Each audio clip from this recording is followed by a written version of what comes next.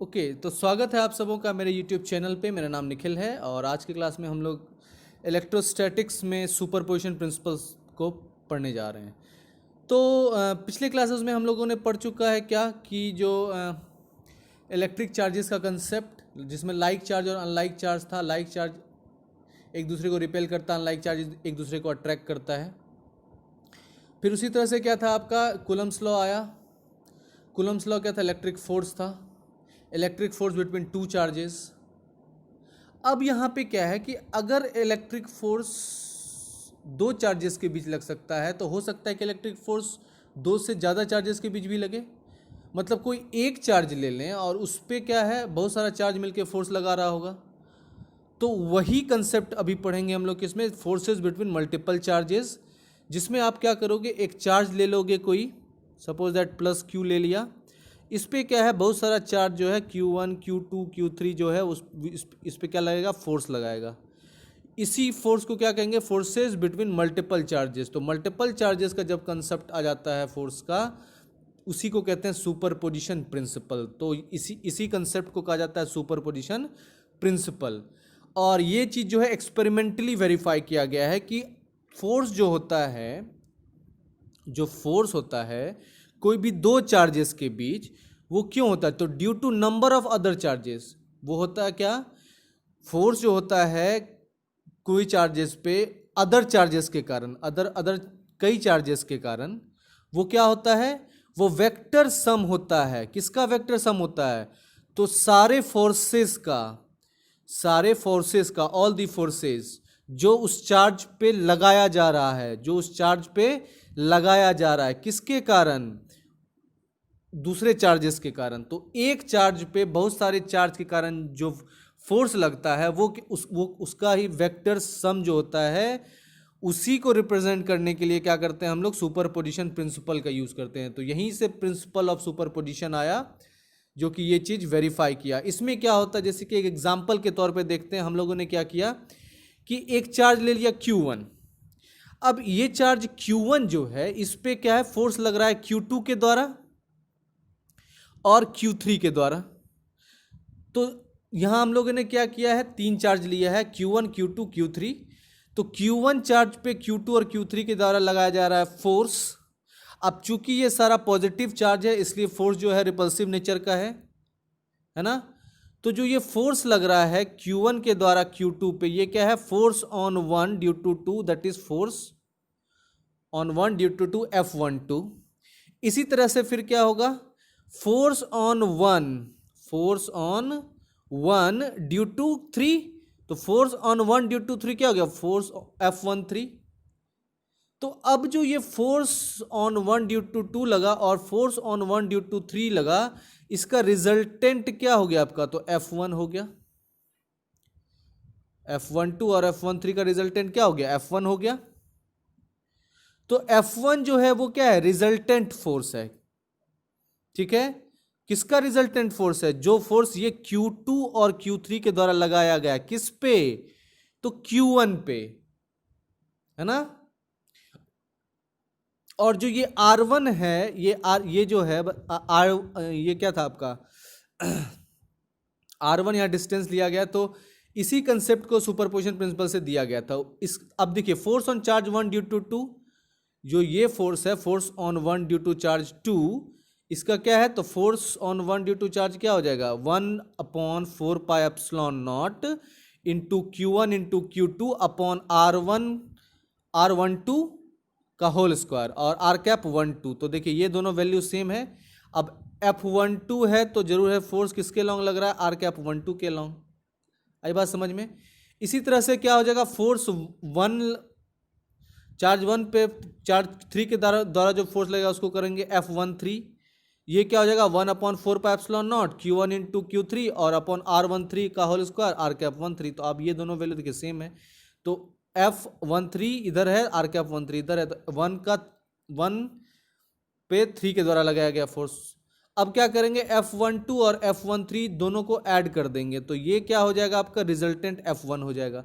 तो F1 का value क्या हो जाएगा, इंडिविजुअल F12 और इंडिविजुअल F13 को आप ऐड कर दो, तो यहाँ पे क्या है F12 का वैल्यू क्या है आपका, तो ये वैल्यू है 1/4 pi epsilon naught Q1 into Q2 upon R12 whole square R cap 12। और जो ये F13 है इसका वैल्यू क्या है आपका, तो ये है आपका 1/4 pi epsilon naught Q1 into Q3 R13 का होल स्क्वायर आर कैप 13। तो ये हो गया क्या रिजल्टेंट 4। यही है क्या सुपरपोजिशन प्रिंसिपल। एक चार्ज Q1 पे, कौन सा चार्ज, कौन सा चार्ज, तो इस Q1 पे, इस Q1 पे फोर्स लगाया किसके द्वारा, तो ये Q2 के द्वारा और ये Q2 Q3 के द्वारा। तो देखिए Q1 Q2 Q1 Q1 दोनों में है, लेकिन दूसरा चार्ज इसमें Q2 है, इसमें दूसरा चार्ज Q3 है। आई बात समझ में। तो इसी को कहते हैं forces due to multiple charges. अब क्या है और ज़्यादा चार्ज बढ़ा देते हैं। तो अब क्या करते हैं, चार्ज Q1 पे किसके द्वारा फोर्स, तो Q1 पे फोर्स लगाया गया Q2 के द्वारा, Q3 के द्वारा, Q4 के द्वारा और Q5 के द्वारा। तो Q1 Q2 के द्वारा जो फोर्स लगाया गया, ये फोर्स क्या था आपका, फोर्स ऑन 1 ड्यू टू 2, इसको कहते हैं फोर्स ऑन 2 ड्यू टू 1। अब ये यहाँ पे मल्टीपल चार्ज, मतलब अब क्या है फोर्स, ये चार्ज जो है इस पे फोर्स लगा रहा है Q2 पे, तो force on charge 2 due to charge 1, तो ये जो है क्या है, इस पे फोर्स जो एग्जर्ट का इसको कहते हैं F21। अब जो Q3 चार्ज Q1 पे करेगा उसको क्या करेंगे F31। फिर Q4 जो करेगा उस चार्ज Q1 पे उसको कहेंगे F41।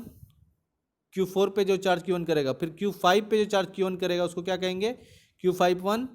अब इन सब का जो रिजल्टेंट है वो पैरेललोग्राम लॉ से दिया गया। तो पैरेललोग्राम देखिए, पैरेललोग्राम जैसा बन रहा है ये सारा क्या है पैरेललोग्राम वेक्टर एडिशन। तो ये आपका जो है 11th का कंसेप्ट है फैक्टर, ये क्या है पैरेललोग्राम लॉ ऑफ एडिशन लगेगा यहाँ पे। तो यहाँ पे रिजल्टेंट क्या हो गया आपका ये F1। तो ये जो रिजल्टेंट हुआ F1, ये किसका रिजल्टेंट हुआ, तो ये F1 रिजल्टेंट हुआ F12 का, force on 1 due to 2, force on 1 due to 3, force on 1 due to n। तो इसका वैल्यू आप पुट कर दोगे 1/4 इसे सब में कॉमन आ जाएगा। तो पहला देखिए F1 force on 1 due to 2 कितना, इतना हो जाएगा। फिर देखिए नेक्स्ट क्या, फोर्स ऑन 1 ड्यू टू 3 कितना हो जाएगा आपका, ये हो जाएगा।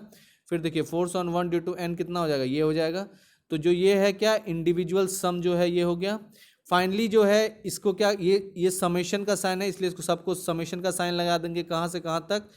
तो Q1 तो फिक्स्ड है, इसलिए I इक्वल टू 2 ले लेंगे और n तक जाएंगे, इसलिए QI अपॉन R1I का होल स्क्वायर R1I। तो यहाँ तक क्या है, यही आपका क्या रिप्रेजेंटेशन। तो इसलिए जो वेक्टर सम होता है वो ऑब्टेन होता है किससे, पैरेललोग्राम लॉ से। तो ये इसी चीज को जो मल्टीपल फोर्सेस लगता है एक चार्ज पर, इसी को सुपरपोजिशन प्रिंसिपल कहते हैं। आई बात समझ में, ठीक है। अब नेक्स्ट एक एग्जांपल लेते हैं जिसमें क्या है कि आपको 3 चार्ज कंसीडर करना है Q1 Q2 Q3। हर एक को क्या मान लेना है कि ये Q के इक्विवेलेंट है, मतलब अगर 2 कूलम Q1 है तो 2 कूलम Q2 भी है, 2 कूलम Q3 भी है। और ये क्या फॉर्म करता है, तो एक इक्विलेटरल ट्रायंगल जिसका सारा साइड इक्वल होता है और उसके जो साइड का जो लेंथ है उसको L मान लिया गया है। तो आपको पूछा जा रहा है कि कितना फोर्स लगेगा चार्ज Q पे जिसका कि साइन सेम है ना, सेंट्रॉइड पे। सेंट्रॉइड क्या होता है, जो परपेंडिकुलर बाइसेक्टर जहां तीनों वर्टिसेस का मीट करता है उसी को सेंट्रॉइड कहते हैं। तो यहां सेंट्रॉइड क्या है, ए से परपेंडिकुलर डाले, बी से परपेंडिकुलर डाले और सी से परपेंडिकुलर डाले, जो यहाँ पे जो इंटरसेक्शन हो इसी को सेंट्रॉइड कहते हैं। आई बात समझ में। तो यहाँ पे कितना फोर्स लगेगा, तो यहीं पे आपका क्या है चार्ज Q है, ठीक है। वर्टिसेस ए पे चार्ज Q1 है, वर्टिसेस बी पे चार्ज Q2 है, वर्टिसेस सी पे चार्ज Q3 है। तो वर्टिसेस Q1 के द्वारा जो इस पे फोर्स लगाया गया Q पे, ठीक है, वर्टिसेस Q3 के द्वारा जो चार्ज लगा इस पे और इसके द्वारा जो चार्ज लगा इस पे, चूंकि सबका मैग्नीट्यूड क्या है Q और Q ही है, इसलिए जो है यहाँ पे क्या हो जाएगा। अब यहाँ पे देखिए एक चीज़ देखिए क्या है कि ये AD जो परपेंडिकुलर है ये अगर ले लेते हैं, ठीक है, तो यहाँ पे देखिए cos 30 डिग्री का वैल्यू जो 30 इक्विलेटरल ट्रायंगल 60 डिग्री होगा, इसका हाफ 30 डिग्री है, तो cos 30 डिग्री बराबर क्या हो सकता है, तो cos 30 डिग्री का वैल्यू आपका क्या हो सकता है, तो ये हो सकता है क्या, cos मतलब क्या होता है B/H। तो cos 30 डिग्री बराबर क्या हो जाएगा आपका, क्या हो जाएगा B/H हो जाएगा। अब बेस कितना है आपका L है और H कितना आपका AD है, और cos 30 का वैल्यू कितना होता है आपका √3/2 √3/2। तो क्या हो जाएगा, ए डी इक्वल टू क्या हो जाएगा, ए डी इक्वल टू क्या हो जाएगा, ए डी इक्वल टू हो जाएगा आपका कितना, तो ये हो जाएगा ए डी इक्वल टू हो जाएगा आपका कितना, तो ये हो जाएगा √3 और इंटू एल। तो क्या हो गया, cos 30 इक्वल टू क्या होता है, ए डी बाई ए सी। तो cos 30 डिग्री बराबर क्या होता है, ए डी बाई ए सी होता है।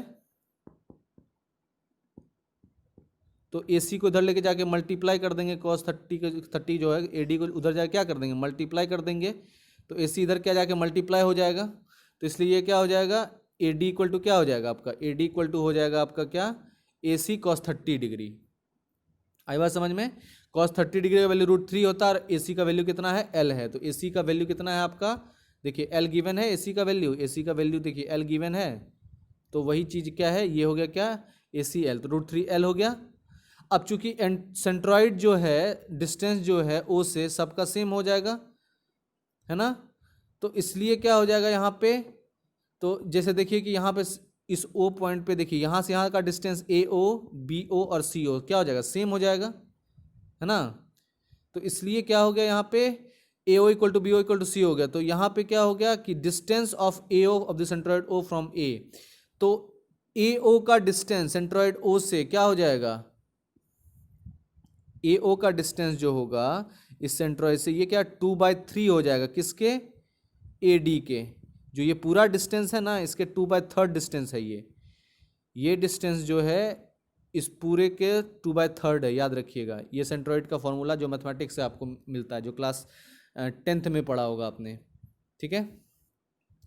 तो यहाँ से कंसेप्ट आया क्या, 2/3 ए डी हुआ। तो यहीं से देखिए फिर क्या हो गया, ये 2/3 ए डी हो गया। अब देखिए 2/3 ए डी हो गया और ये इक्वल टू क्या हो जाएगा, ए डी का वैल्यू कितना पुट कर देंगे यहाँ पे, तो ये ए डी का वैल्यू पुट कर दो आप सिंपल यहाँ पे कितना, √3/2L। तो √3/2L पुट करोगे तो क्या हो जाएगा, तो यहाँ पे हो जाएगा क्या कि ए ओ इज इक्वल टू क्या हो जाएगा आपका 2/3 और कितना, ए डी की जगह क्या पुट कर दिए, √3/2 और इंटू एल, 2 कैंसिल हो गया, √3 एक √3 से कैंसिल हो जाएगा, तो एक और √3 बच जाएगा यहाँ पे। तो क्या हो जाएगा, L/√3 हो गया, है ना। तो इसलिए ए ओ का डिस्टेंस क्या हो गया, 1/√3 इंटू एल, तो या L/√3। तो अब क्या है, चूंकि सिमेट्री में ए ओ बी ओ सी ओ इक्वल है, तो इसलिए जो F1 है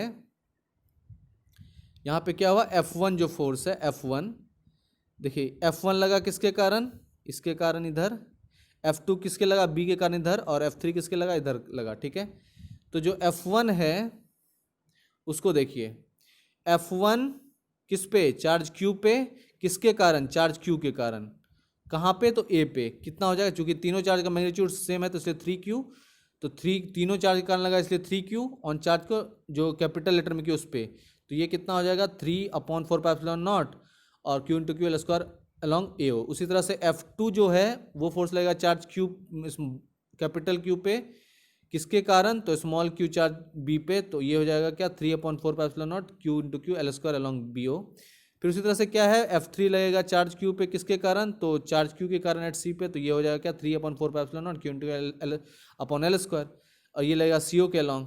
तो इसलिए क्या हो गया, जो रिजल्टेंट फोर्स हुआ ना F2 और F3 का, वो क्या हो जाएगा 3/4πε0 Q into Q upon L square, किसके अलॉन्ग, तो OA के अलॉन्ग। तो बाय पैरेललोग्राम लॉ क्या हो जाएगा, ये टोटल फोर्स जो होगा Q इक्वल टू क्या हो जाएगा 3/4πε0 Q into Q L square upon R cap minus R cap equal to 0 हो जाएगा।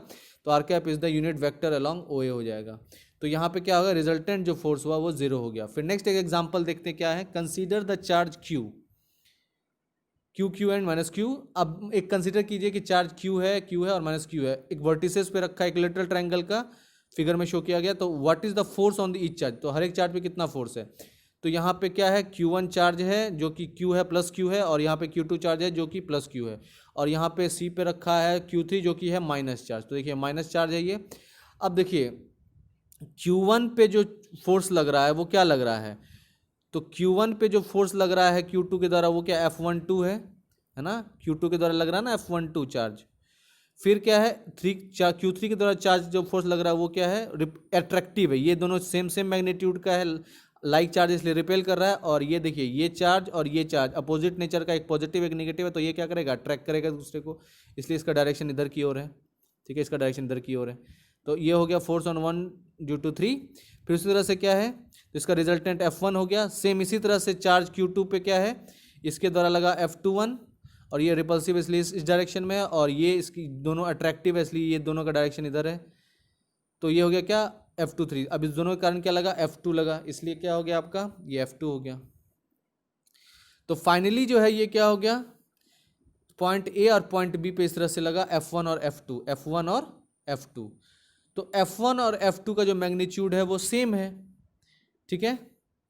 और F3 का पैरेललोग्राम लॉ से क्या हो जाएगा आपका, √3F हो जाएगा। तो इसलिए क्या हो गया, √3F हो गया F3 का वैल्यू। तो जो फोर्स एक्ट हो रहा है ना चार्ज Q पे, है ना, at A due to charge Q2 at B और -Q एट सी, वो BA के अलॉन्ग हो रहा है, जो आपने देखा अभी। तो फाइनली जो है द फोर्स ऑफ अट्रैक्शन जो होगा, फोर्स ऑफ अट्रैक्शन और रिपल्सन जो होगा हर एक पेयर का, वो उसका मैग्नीट्यूड कितना होगा, तो F = Q² अपॉन 4πε0L² होगा, ठीक है। तो टोटल फोर्स जो होगा आपका F2 चार्ज Q पे, जो कि B पर है, वो F2 = F2 r कैप हो जाएगा अलॉन्ग वेक्टर AC। तो ये आपका क्या है, यही था। सिमिलरली उसी तरह से चार्ज जो होगा -Q एट C पे क्या होगा, तो F3 = √3F हो जाएगा, है ना। तो जो इंटरेस्टिंग यहाँ पे क्या है कि जो सम ऑफ फोर्स होगा यहाँ पे तीनों चार्ज का, वो क्या हो जाएगा, 0 हो जाएगा। F1 + F2 + F3 = 0, ठीक है। तो ये डायरेक्टली बताता है कि ये चीज़ जो है न्यूटन थर्ड लॉ फॉलो कर रहा है, ठीक है। तो ये था आपका सुपरपोजिशन प्रिंसिपल और उससे रिलेटेड कुछ न्यूमेरिकल्स। फिर नेक्स्ट क्लास में देखेंगे नेक्स्ट टॉपिक को। Thank you so much, I will see you in the next class.